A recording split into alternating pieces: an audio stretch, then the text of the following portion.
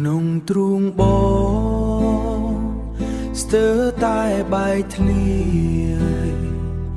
ទឹកភ្នែកច្រាចេញចង់យំ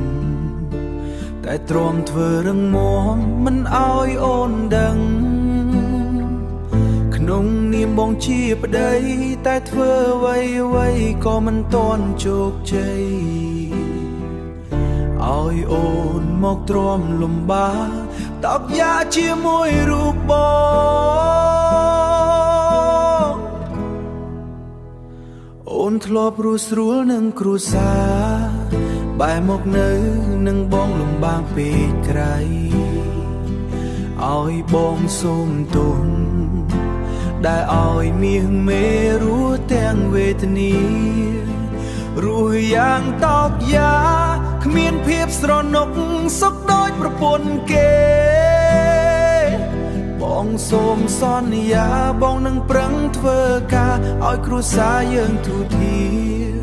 ឲ្យគ្រួសារយើងទូធាអរគុណមាសមេដែលមិនរត់ចោលបងក្នុងគ្រាលំបាក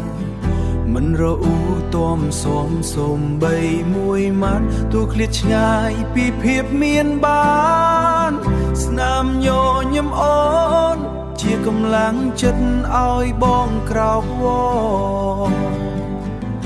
បងនឹងតស៊ូដូរយកភាពរុងរឿងមកជូនគ្រួសារបងនឹងតស៊ូដូរយកភាពរុងរឿងមកជូនគ្រួសារបងនឹងតស៊ូដូរយកភាពរុងរឿងមកជូនគ្រួសារឲ្យគ្រួសារយើងទូធាឲ្យគ្រួសារ